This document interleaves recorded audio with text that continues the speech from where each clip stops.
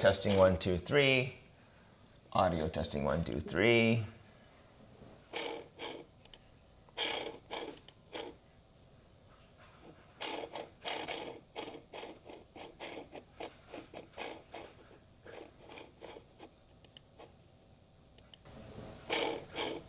Audio. Okay, that's where it's working. It's working. Okay, good. All right. Here we go. So I want to discuss chatgpt 5 and my fucking god. So the story is, I just saw, like, as I was scrolling through my, like, in the sidebar of the feed, this is even more reason why I think, no, that's unbalanced. YT,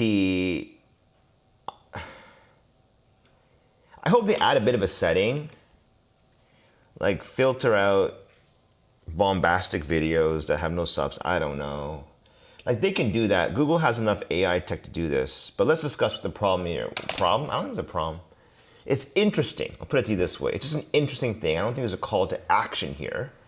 Just the whole phenomenon is very interesting, enlightening, educating, and depending on which side of the coin you want to be at, red pill, blue pill, kind of a thing. I was about to click on a 2025 market danger, and it was highlighting a lot of red zones beneath the upper trajectory. And I was going to click it because it had 1.2 million views. Now, believe it or not, I've been conditioned now to think that when something has an absurd number of views like that, and it's not from a name that I trust, I never click on it. Because it's like drinking polluted water. It won't kill you, but it will pollute your brain. And it's kind of like, if you want to keep a marriage healthy, don't have, like, let's say, don't hire some cleaning maids that are like 22 years old with like amazing tits, and you'll disrupt the marriage. You know, it's not about whether it's stable or not. It's disruptive. It's best to leave it out if you value stability. So in the same vein, I think not even clicking on it in the first place requires great discipline and a control over your motor functions and control over your brain. So I was GPT-5. It's so unsexy, but I'm having the most fun with this. It's just the best. Like, it's like having the smartest dude be your slave and your consultant, and whatever you might be wondering about the world, it's there to answer for you. So like, it's a long thing, eh? I read the whole thing. Definitely reading comprehension is going to be a huge skill. People have to read quickly, I think. So, I mean, it explained to me derivatives. People have long explanations about, like, credit default swaps, calls, puts, you know, and you can learn it all. But I'll even summarize. This is how fast and quickly I absorbed the information. Options are basically hedging and speculating. So one guy it's basically transfer of risk from one party to another. There are more nuances to it. There's also market makers and regulators in the picture. I'm looking at it right here, actually. I'm doing it by heart, actually. And the question is, like, okay, well, they were labeled bad guys in the 2008. There's a Matt Damon narrating how Goldman Sachs and over speculation and these bad guys, good and bad guys, and the innocent people got wiped out. It's a great story. I loved it. You know, when you're younger, it brings you to tears. You grow up, you think, do we cry when the wolf eats up the weakest lamb that was unable to run away? I mean, the wolf's got to eat, right? If you feel sorry for that lamb with 1 foot or 2 feet or 3 feet, so what? The wolf should eat the healthy lamb? Unless you want the wolf to starve. Point being is that money being what it is, transfer from one party to another, whatever. It's just the way things will happen that way. And then, is the movie not just another way of just profiting off this imbalance anyway? So, you ask a question like, what if you have a world with no derivatives? Problem solved. No. No. It will walk you through it, and I'm trying to poke holes, thinking about it. You got to think about the need for hedging is real. I can understand this. If you're like a farmer, you don't have the capital to like eat like droughts and unexpected events. You need the financial tools to like, it's like insurance, right? Insurance is not really spreading risk. So those guys are idiots or dumbasses because who the fuck needs that, right? No, I don't think, I revised my opinion. You have a world without insurance, so a lot of people save some more money that they didn't really need all that much, and a few encounter life-ending disasters where one bad accident causes them to lose $3 million and they live in debt forever. A or B, pick one, right? I'll pick the one where everyone pays a little bit to spread out the risk. It makes sense to me.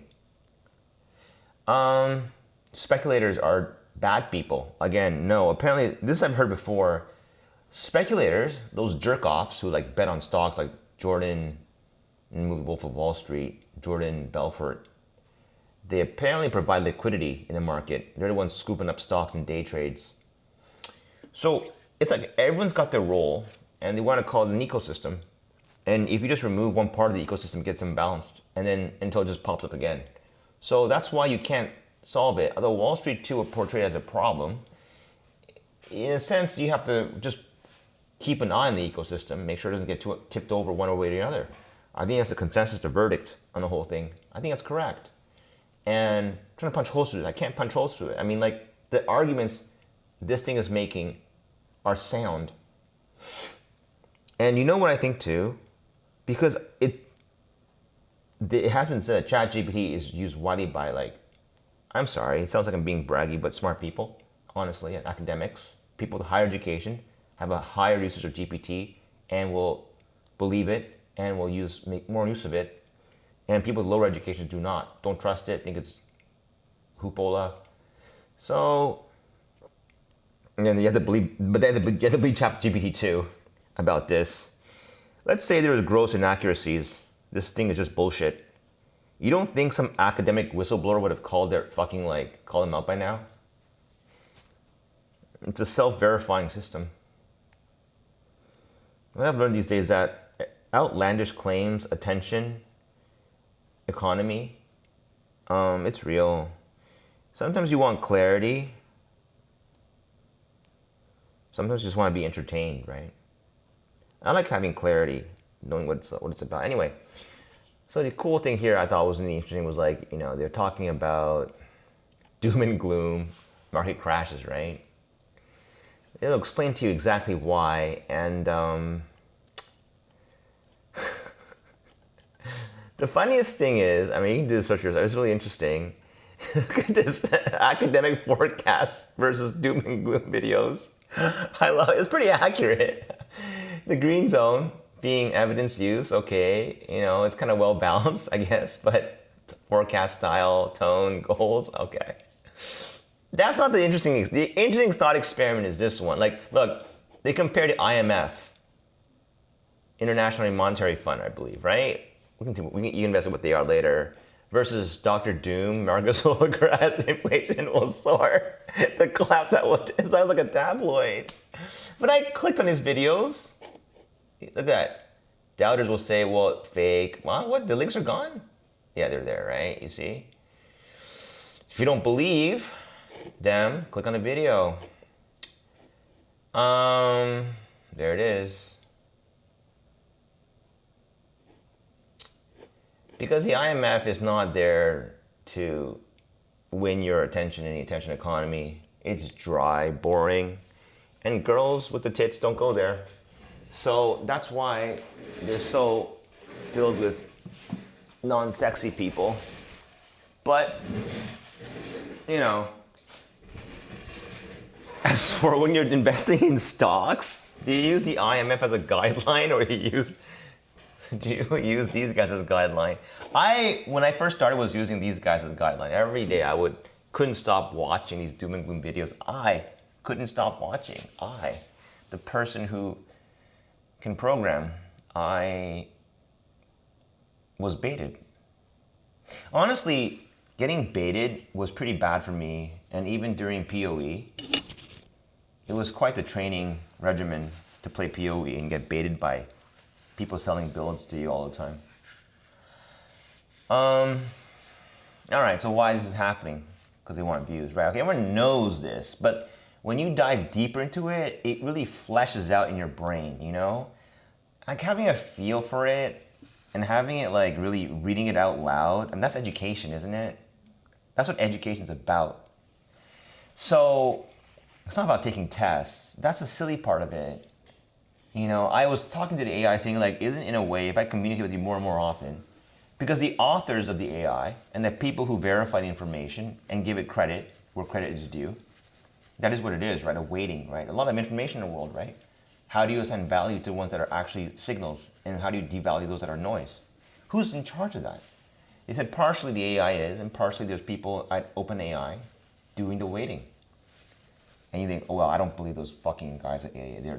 They're fucking selling blah blah blah, and like, you gotta bet on something in this world. You bet on doom gloomer because they're handsome, because they speak with authority, or you bet on a team of very smart people. Because I guess it's because I graduated comp sci, and you know that does matter. And I was wrong to dismiss universities as whatever. They're pretty important. There's a rigorous like feeling in what you learn in universities, and I feel like you belong somewhere, you know. I don't know what it is. I'll investigate later. But anyway, okay, so it will compare side by side. I love these between academic and YouTube. The category called YouTube Doom videos. YDV. I love it. That's interesting. Could slow go. Yeah, so basically they speak in uncertain terms and they speak in absolutes, right? So they can't, yeah, right, imminent, okay. Cherry-picked headlines, exactly. Do you know recently, I'll give you an interesting thing. I asked Google Home, could you play CNBC on my living room TV? And you know what came up? Some stupid, like, it just sounded off. There's an Indian lady behind a really cheesy, like, replica of a news desk. And she's trying to, like, talk the news to you, except it's all, like, one-sided of something. And the logo looks off, and the graphics look off, and her intonation is off. And it's like, how in the world is Google offering that as a top choice? I don't understand. Like, this is where ChatGPT AI and Google's, like, whatever AI is differing massively. Okay, so like, it's an issue of trust. Drive views, evoke urgency, emotional reaction. Okay. So another one, I like bolding it. Does it talk in probabilities or uncertainties? I love that. I love that. I love that. Certainty with no nuance, entertainment. Makes sense. Any popular Doom videos? I'm like, let's go.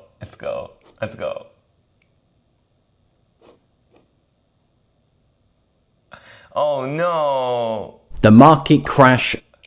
Credibility, high view count.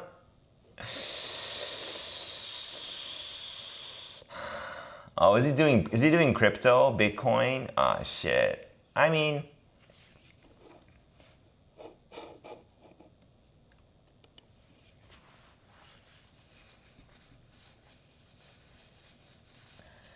anyway, Jeremy Grantham, I remember this guy.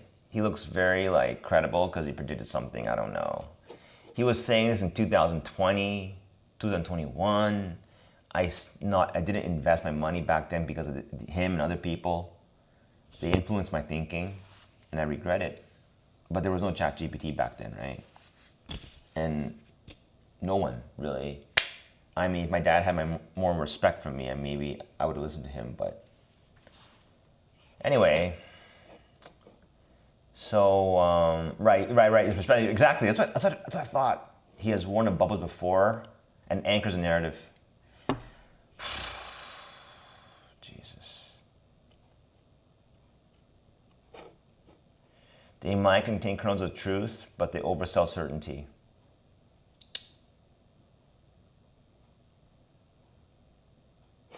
High claim, short time frame, high suspicion. All right. So my query was, anyone who uses ChatGPT to make this query and has faith in the model would never give those doom and gloom videos a second thought again, or request YT to just never show them garbage. Yet these videos continue to be made and garner attention. What's wrong? Slow adoption of GPT, or people don't ask the right questions.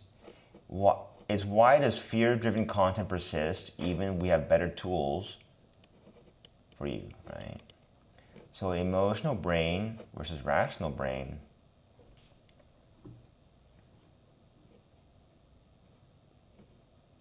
So YouTube algo amplifies feelings, not knowledge. Makes sense. Okay, this is what gives me a lot of confidence to invest in NVIDIA, that people don't use ChatGPT, so the bearish sentiment, if it still exists, or like just it's overhyped, or you can't look at, you don't see the profitability, that gives me confidence. If it said many people use it and like it, but still want to watch YT doom and gloom because it's fun anyway, I'd be more worried about investing in NVIDIA because it's been priced in. Everyone's smarter than me. That's how I would feel. Or they don't know how to write the right way, give me assessment of X, so they default to the loudest voices on YouTube and TikTok. All right, so, right, good looking, sexy, sounds authentic, sounds authoritative. Even if viewers don't act on them, they enjoy the thrill of the world might end. I do too, honestly. These are really, yeah. What happens is that you're frozen from not investing, you sit on cash, and then to reinforce your position, you'll read or watch more videos that support your stance, and it just is a feedback loop. All the while trying to be like, dismissive of, let's say, all the people making money from investments, thinking that's all like a bubble, you all get screwed over. I remember this, watching the S&P 500 very closely. It's gonna crash today. It's gonna crash today. Someone on YT told me it was gonna crash today, and it never crashed. So some people don't even trust AI. I like that. Life is about making bets, as nothing is truly, truly certain. I'll bet with the AI and not YT buddies. A person on YouTube who sounds authentic and is funded by AdSense. Ironically, that authenticity is just confidence plus fear narrative. Right, okay. It's just like what they did in Serious Man. If you're able to portray an air of confidence, bravado, like some kind of like hero narrative, everyone loves you. I mean, that's crazy, right? I love it. It's just smoke and mirrors. You can actually convince people that you're telling the truth, not because you're telling the truth or they will check you, simply that you sound and look good. That's it. You have a nice haircut, you look healthy, you portray success.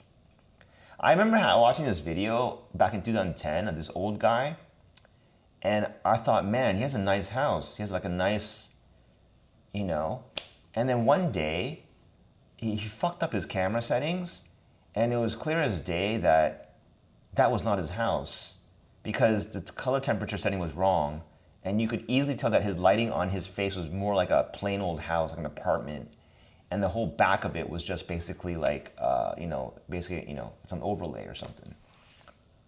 I was kind of taken aback because everything he said sounded like the truth. So, is it slow ChatGPT adoption? Most people don't know yet that they can cross-check the AI like I'm doing. Thank you. Sounds like an underhanded compliment. Asking the right questions takes skill. Thank you. That's like a compliment again, underhanded. It takes practice to say, I want an academic lens on this, not emotional hype. Inertia of old habits. People are used to scrolling YT at night, not fact-checking it, because it's boring. Bitch, don't kill my vibe. All right. Over time, as ChatGPT gets I just call it GPT. I hate chat. It's so hard to say. GPT gets integrated into browsers, phones, and YouTube itself. It'll be harder for doomed videos to stand unchallenged, right? Imagine YouTube showing an AI context card. This video makes absolute claims academic consensus assigns 5%. Hey, I love it. That's hilarious. Do it to me. Yo, AI. I have no qualms. If they ever offer this feature, I have no qualms stepping forward. Do it. Because I'd rather have an AI tell me you're full of shit rather than a human being. And I actually believe the AI, not a human being, because human beings are full of shit, honestly, including myself too, but I'm trying hard to work on this one. They're full of shit. Either they believe their own shit or they're purposely selling you shit. Shit defined as not an accurate portrayal of what's actually happening in the world. Okay? Example. It's like you go to like these online, you want a piece of land and you got some money and you don't know what to do. You don't have buddies that work deep into the real estate market. And this is my story. And you go on, so you do a Google search. But who gets featured on top? Not the best. It's not the best. I guarantee you it's not the best. It's the people with the highest profiles. It's the companies that spend money on SEO. It's the people who know how to game the system. Do they have properties for sale? Yes. Are they absolute garbage? No. Are they the best you could buy for your money? Most certainly not. They're mid-tier or below at best. You think about it, there are people working there, right? Real people. They get land. What's stopping them from giving the best listings to their buddies first for favors, families, the girl they like? Do you know how much a man will do and sacrifice for a girl they like and want a bed? It's insane. I dump my whole family, risk my entire, like everything, just for one girl. I'm serious. That's how much they'll go away. So, I mean, how can you trust an actor like this? They have their own agenda. Everyone has their own agenda at any given time. It's a trust issue. Confirmed my friend who has a friend in real estate saying that, when you make an absolute statement, those listings on the internet are leftovers. And a hard pill to swallow, but they are. And this land I have right now, I don't want to brag too hard. It's fucking amazing. You can't get it in 2020. It's just too good. For the price I paid for it, I know it sounds like I'm bragging, but I'm going to lay out the facts. The land I have here is absolute prime. Beautiful street. View of the ocean partially.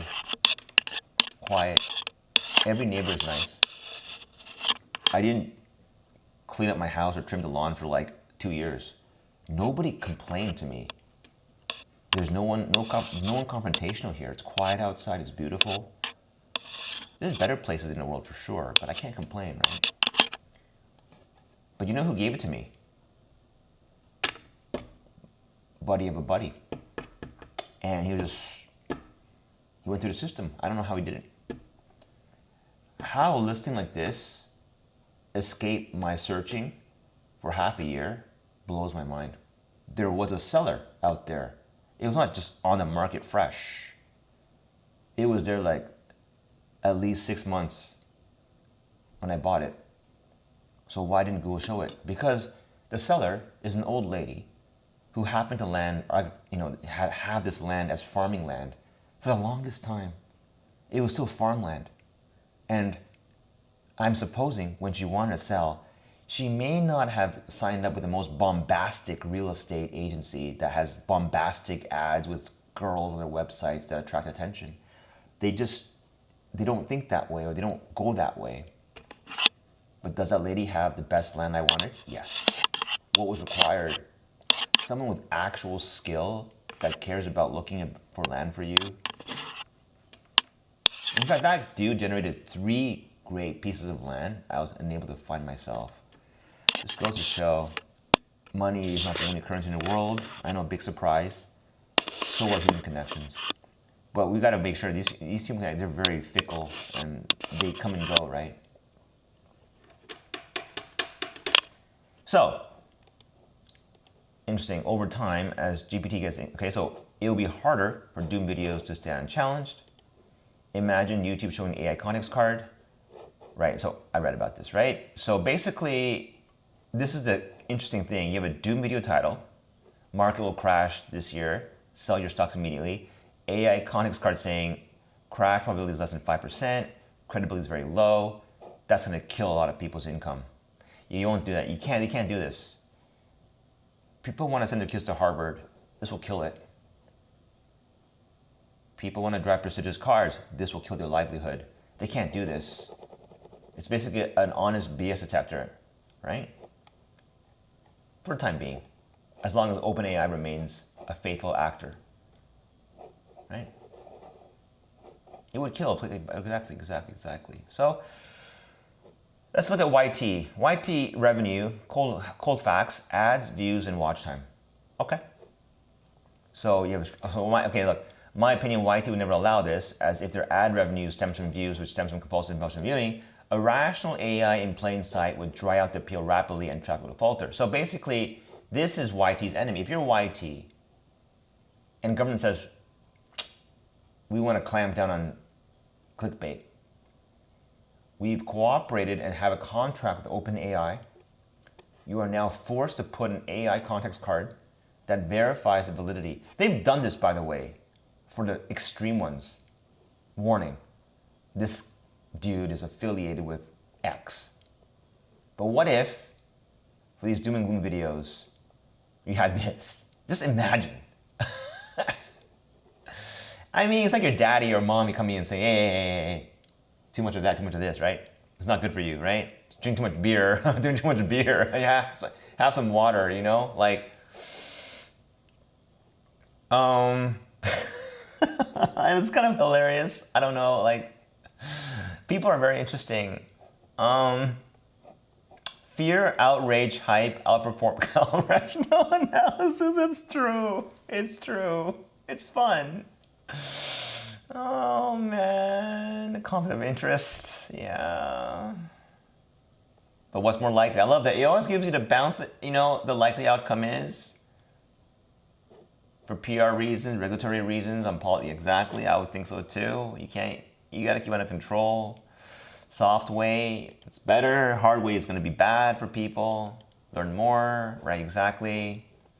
So the real decision, so this is a bit too a hard method, right? It's like shoving it down your throat. Then we have issues with this guy. I mean, are they really, we'll poke holes at this, right? But that's why they should stay humble, I think, and stay out of this, Like, the wisdom is there if you want it, but we're not going to push it on you. Kind of like Buddhism versus Christianity or something, Catholics. Anyway, that was underhanded, yes, but whatever. Let's see. This is not that helpful though. But I love it. Look, YouTube, this is a really great, the core truth. This is basically what the AI probably has reasoned over all this, okay? YouTube thrives on the very same energy that doom videos produce, compulsion, not clarity, right? So basically, YT makes bank on people's compulsions. If you want to make it more clickbaity, stupidity. But stupidity is not the right word. It's more like letting your emotional side get a little bit carried away. And these rumors spread, man. I mean, that's what makes you the left. That's what makes you the left of the party. Our compulsions. Who the fuck wants an IMF banker at their fucking party? How boring, right? But if you're investing in stocks and want to make money for the future, I don't know, man. I fact check everything. Even when Tech Lead speaks and is hyping up Bitcoin, I fact check it. See, extremes are never good. The doomer saying there's trouble in the economy, there might be. Not zero. This is overblown.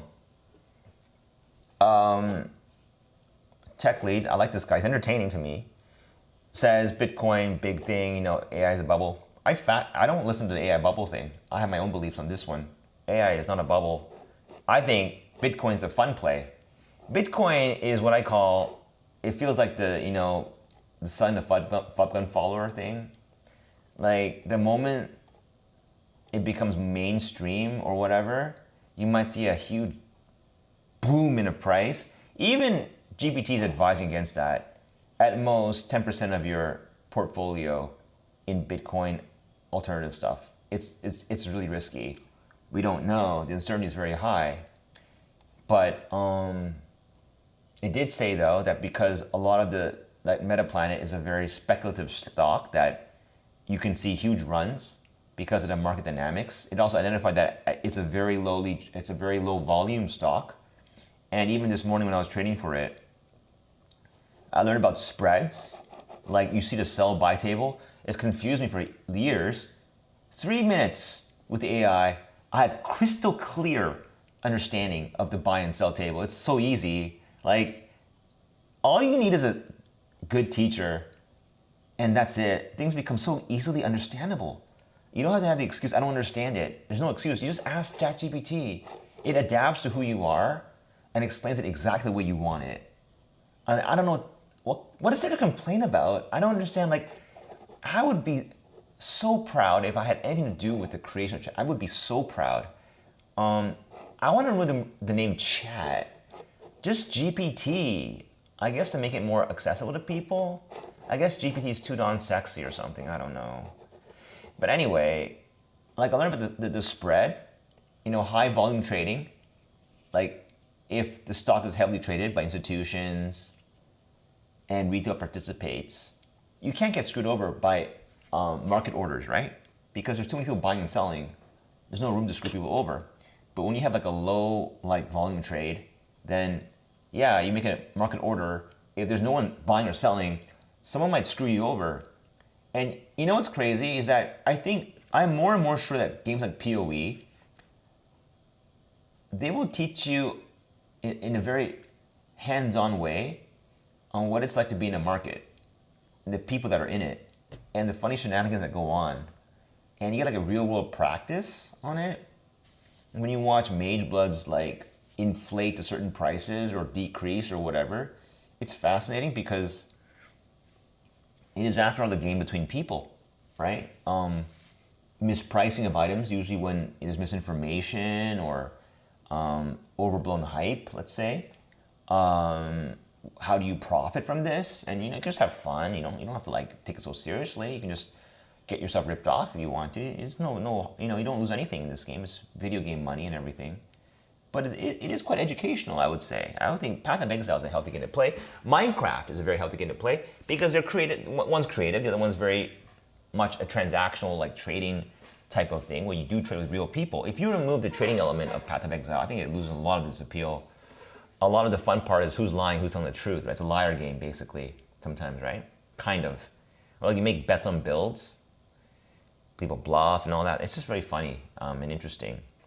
So I just want to conclude this video by saying that I really think first of all, people obviously maybe assume that I just watched what Jensen said and Masayoshi Son said, and I'm just parroting what they said. I did not. But no one's going to believe me, so it doesn't matter. I'm not convinced anybody. But when I was listening to Masayoshi Son and Jensen, especially Jensen, I'm like, exactly. He was saying, ChatGPT has made me more confident in learning new things. I'm like, exactly. Because you have a reliable source of information now. Look, I'm really debating, like, Google search has lost its value. Because I often use Google search as a source of knowledge. And now Google AI is good. That's why they have it on top. But that's not going to bring them any money. AI is a cost, right? It's a cost. It's not a source of revenue. When people SEO to the top, that's money. And if it seems to be the core truth that the majority of people are driven by emotion, not like reasoning, then you want to make money, you got to sell the emotion, not the actual cold hard facts, because those are kind of boring, let's be honest, right? And also, like, in order to get sex here in Japan, you can't be like an IMF banker. You got to be funny, compulsive, playful, inaccurate too, liar. These are all qualities that will get you women, which really is interesting to me because I wouldn't think that would be the case going forward. Like only looking back kind of makes sense. But like it kind of makes sense. And it's like, and it doesn't make sense. And it's hard to understand these dynamics at its core. I get a rough picture of it. Like that's the thing. Like I feel like there's all these cloudy spots in my brain. Right? I kind of know I get a feel for it, but I don't know what it really is. And GPT will clarify those clouds, put the neurons in the right place. That's how I feel. I feel like neurons are being put in the right place. And when they get to the right place, they don't really move after because it's hard to disprove them. And I think when the cloud is there, it's like you can say A, B, or C. They all have variations and they all kind of fit that cloudy thing. But when they're very clear and very well connected, then you can't be fazed by people. Like, because that's called conviction. You believe deeply in a thesis. You have evidence to support it. So even if people criticize it, you're like, I understand your criticism. I understand. It may be valid. I'll review it. But you won't, certainly you will not react emotionally at that point. It's got to be true, right? People can say whatever the hell they want. I can say I have an IQ of 160. And you would believe me because there's no way to prove this. Like, there's got to be some kind of a thing that the Russian people have said, right? Trust but verify. So I mean, you go around doubting everyone, it's not no way to live. But to accept what people say blindly because of their authority or whatever, I guess the question is then who fact checks ChatGPT? That's interesting. If this guy's fact checking this guy, who's fact checking this guy? And that would be the people who work there. In the end, it boils down who you trust. A system like Google where the money comes from selling emotion, or here where I'm paying $30 a month now. It's about money now. You get it? Like now you pay money. And I am actually inclined, honestly, to pay for the Pro. I want to pay for the Pro, but God forbid it costs 30,000 yen a month. Give me a break, man. I mean, it's not that great of a value deal, actually. I have stopped using the voice as much because you type it out, it's fine. I use it for my own entertainment. This is really good for when you're cooking or you're outside or you're on a smartphone. But you're on your desktop doing actual work with coding especially.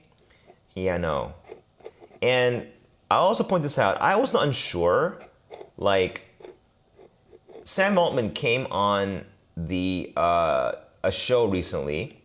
He was talking about how GPT-5, not 4, was able to code the old classic game Snake.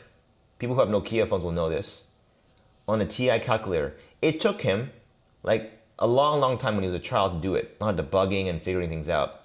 But the GPT-5 model is so good at reasoning and logic that it was able to code Snake for his TI. Now, skeptics will say, oh, well, that's because they probably put in a preloaded Snake game to answer this query.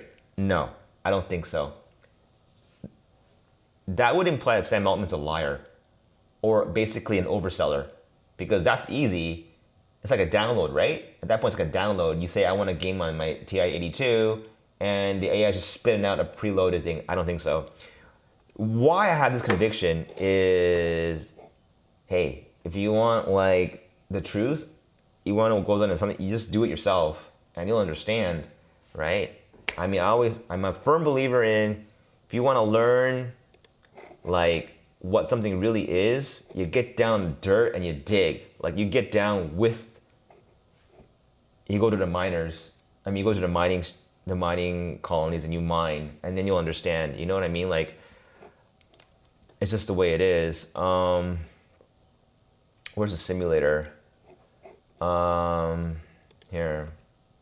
I can only show, I don't have the device thing locked in, so I can't show it, but it's, actually I do, but it's on the camera for whatever reason. Anyway, in a span of only 3 hours, I was able to code in this sample app. This is just a mock-up for myself, really. I'm not really planning to do much with it. Maybe, we'll see. But it was able to code a complex shape with a convex edge to resemble a book just by describing it. This usually takes me about like 3 hours, 4 hours, honest, because I'm not good at path drawing in code. It's not that easy. It looks easy. Go try it. It coded also, more impressively, an algorithm that does this. Is that impressive? Yeah. Because what it's doing, it's calculating the free space that's available left.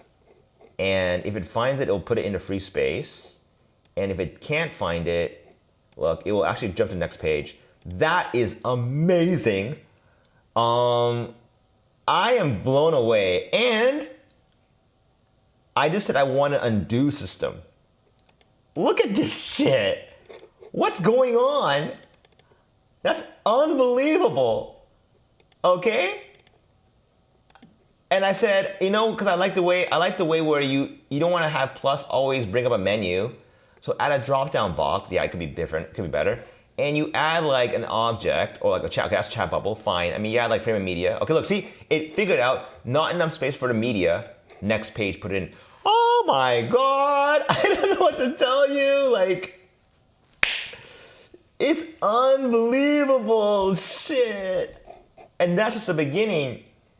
If you don't like the way it looks, I mean, it will have problems. If I just say, hey, how come this is occupying the full width? I want it to be like, now I see, you can't even describe it. You want it to be 80, 90, or wrapping around the intrinsic content. This is where AI gets stumped. If you can't explain it to the AI with very clear accuracy, the AI is not gonna be a magician. And like, it sometimes is though. It's like, oh yeah, what you're asking, probably a common design pattern that people have struggled through. I got it. I got your back, yo, kind of thing. And he'll do it for you. And this is insane. This whole thing you're seeing right now, if I were to guesstimate me doing it, you know what the time frame is? Never. Because coding the undo manager, the way they do it is legit rock solid to me. And it's like the way they code it, I just look at it, I was like, that looks like a very rigid way of doing it. And the algorithm to calculate free space and put it there is like, it is an accelerator. It feels like grinding coffee by hand or using a grinder. Boiling water by making a fire in a fucking backyard or using electricity. If people have issue with this, do you have issues with electricity? We might as well just go out to the Stone Ages then. I don't know what to tell you. There's no going back. Okay, now, downside. Can't always be giddy like this. People will no longer know how to code. I don't agree. I think people will learn a different style of coding, which is called corrective coding. Meaning that you see what the AI is doing, but you're the watchdog. You got to put the brakes on it when it's getting out of hand. The AI has hallucinated many times on me, producing a result from a request that is completely not what I asked for. This will change. If I know anything about computer science, they iterate like mad on shit like this. It's insane how much they iterate on these kind of things. It will get better. And you best believe there's a lag. If I make a request to change something, I can't show it right now, but it takes time. Now, I don't mind. It takes time. I go get a coffee, I stretch, I stand up. It's good for my health. I don't get to sit hunched over all day. I feel like I'm an executive programmer or a lead of software design, and I have a bunch of junior programmers working at my disposal. Like, I got like 10 code monkeys just sweating it out. That's how I feel. And you say that's bad. Based on what? Why is it bad? Why? Even I, as someone who can code very well and learn a Swift UI as a new language, think this is pointless. Like, it's fun to make it. It's not fun to type it out. People need to make that distinction. Sam Altman was saying, it feels like you're 11 years old again, and you can just create things out of Lego. And it's like this wonderful like feeling of, the thing is, I feel guilty. I feel like, wow, this thing comes so fast. I feel guilty. But let me tell you this. Yes, So what that has done is, just because you can make some chat bubbles like this and have them spread out, it don't mean shit. Because now that's available to everybody. Well, not yet though. Not yet though. Some people are still against AI. I don't want to do it. They don't want to learn programming. There's still an advantage of people just don't care. They're too lazy. But the bar has moved up. So what people were, if you look at the set of things that people could produce in the past, given a timeline and a budget, it would be of quality X, the average of X. I think AI is gonna have a quadratic increase of that, like X squared, X cubed, average quality, simply because the tools they have at their disposal, I mean the coding, the IDE, and the important thing here, the breakthrough here is that it's integrated here, okay? You type what you want in here, it looks at your code, it looks at your whole project, and it makes the changes. You keep those changes small, atomic. You make the change, you verify the change, you check the code, has it done like crazy shit to your code or not? Keep it under control. Apply software engineering practices to it, and you will slowly, bit by bit, see your envisioned thing come true with just much less friction than before. This is a universal good, as close to one I've ever seen. We can't possibly be celebrating YT and TikTok and demonizing this. Are you joking? YT and TikTok has caused so much FUD, and I don't know what to tell you. Like, it's now become like a battle, honestly, a competition of platforms, sometimes, not always, depends on what you're using, between the right and left, honestly. Left being your web browser. I can't trust most of the shit that I see on this browser, honestly. My brain goes on full doubt mode, doubt. It depends. You go on Amazon, it's not a doubt thing. It's still a doubt thing. I mean, people are selling garbage sometimes. But like, most of it's doubt. And it feels like you're not doing good shit. Like you spend so much of your mental energy verifying, assuming the other guy's a bad actor. And you don't do that, you're gonna get played on the internet. I'm telling you. I mean, for Christ's sake, you'll get played like crazy. Right side, $30 a month. How do you put a price on arranging your neurons in the right way? I couldn't understand why you would pay $30 for a YT and not pay $30 for chatgpt. You give me $30, that's all I have for one subscription. ChatGPT, 1,000 times over. 1,000 times over. Hell no, I will not pay for YT. That's just like, come on, I'm talking to nobody anyway. I don't know, man. I am so excited to see where this goes, because this is just the beginning. Imagine this code, this generator, was real time, like fast. Like you type a request, like it just material immediate, and then the change. Like you would have creation at the speed of thought. Yep, I know it sounds hyperbolic and stupid. That's what you have said about ChatGPT. If you had told me at the height of my popularity that in 2025, this will code bite-sized pieces for you automatically and it'll be better than what you can write, I'd be like, fuck off. You're joking. You're out of your fucking mind. No way. It's a reality. I was wrong. These guys have proven me wrong. And I utterly respect that.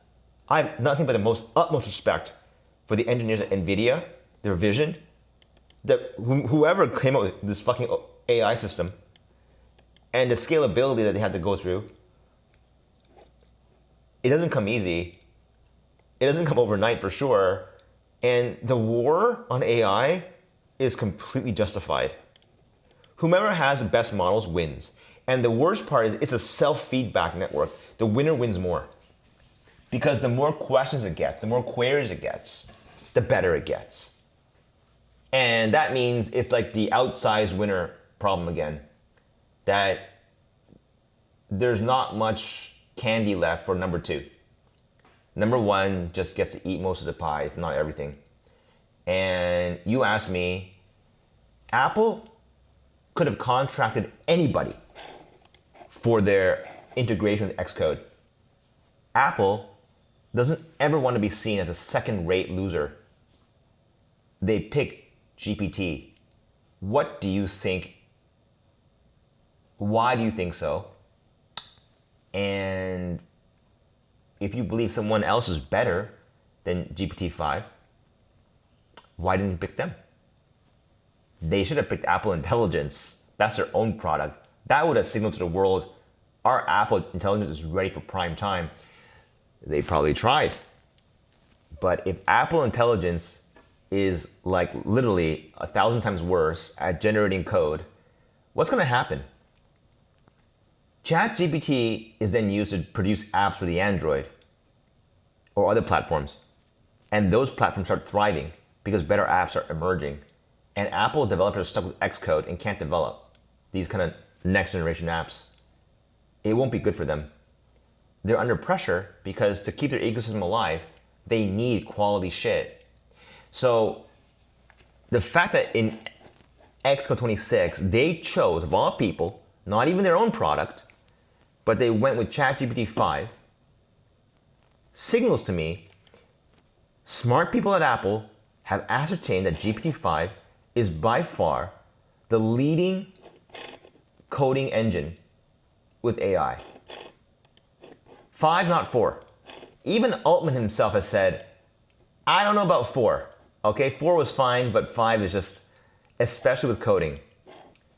I saw an article on the internet by some, was it Washington Post, a lady, girl, okay, not to be like misogynist, but like, okay, as expected, sorry, shitting on GPT-5 saying, what the fuck, this is nothing. You should probably ask her like, how to look better for God. I don't know. The fuck question they asked him. I don't know what she asked him. But in the realm of domain of coding, 5 is better than 4. And it makes it worth the $30 a month fee. If they reduced the Pro to like 10,000 yen, I'd buy it. But 30,000 is too steep. I also pay for their API key, which is also neat-o as fuck. Have it here, isn't it? Here. You type in a query.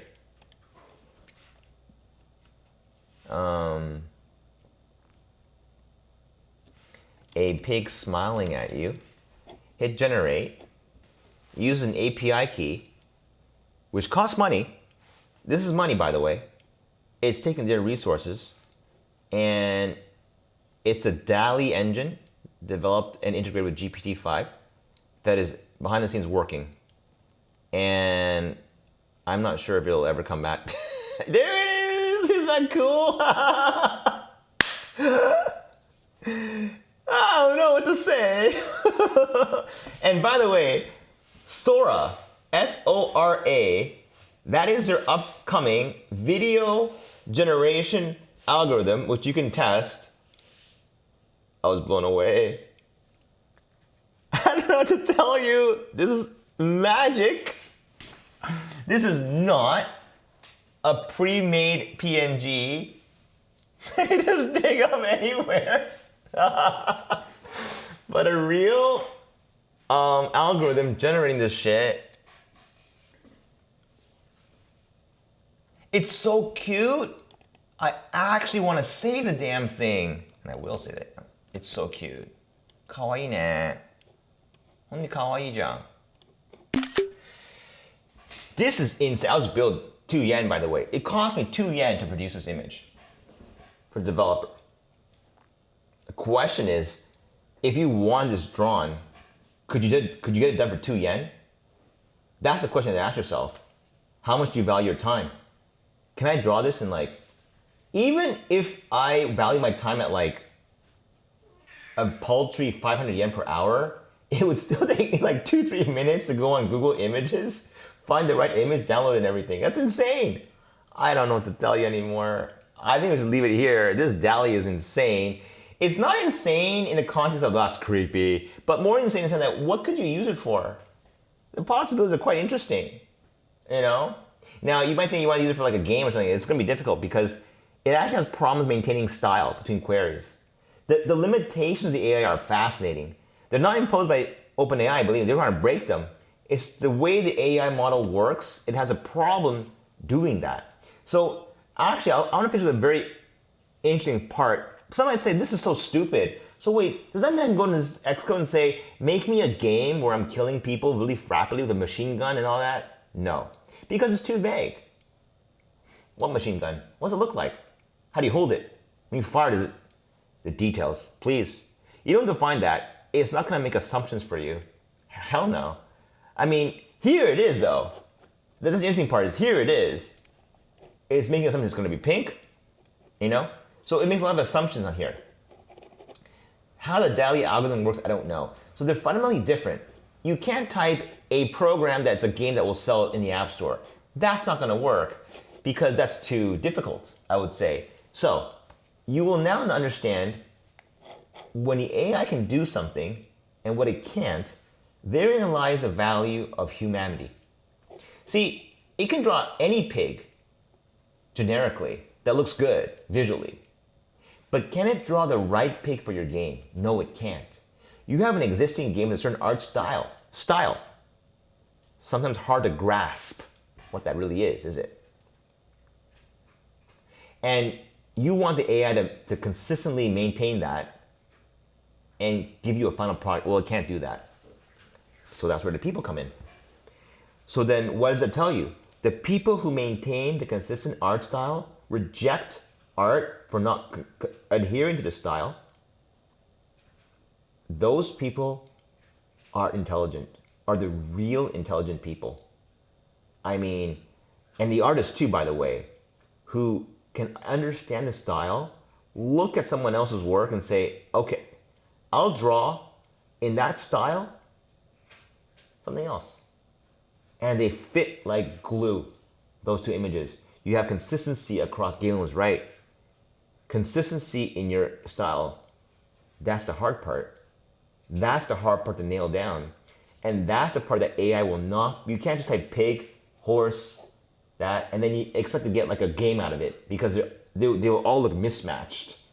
It'd be like almost going to Google Images doing the same thing. It will not be good. So that's the key thing is to understand the limitations of AI, I think, and know where they are. Then you'll know what you can make with it, and you'll know what's in there and not in there. And that's how you leverage it, by knowing its limitations. If you have no understanding of it, you can't leverage it. If you have if you never try it, you can't do it either.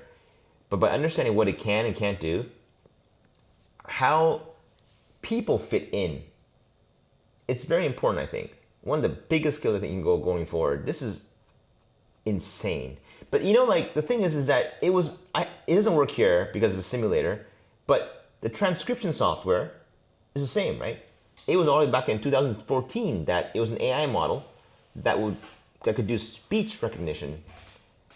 So that was already the birth of AI at that point. And I'm just like, okay, this is just that thing evolved greatly. So anyway,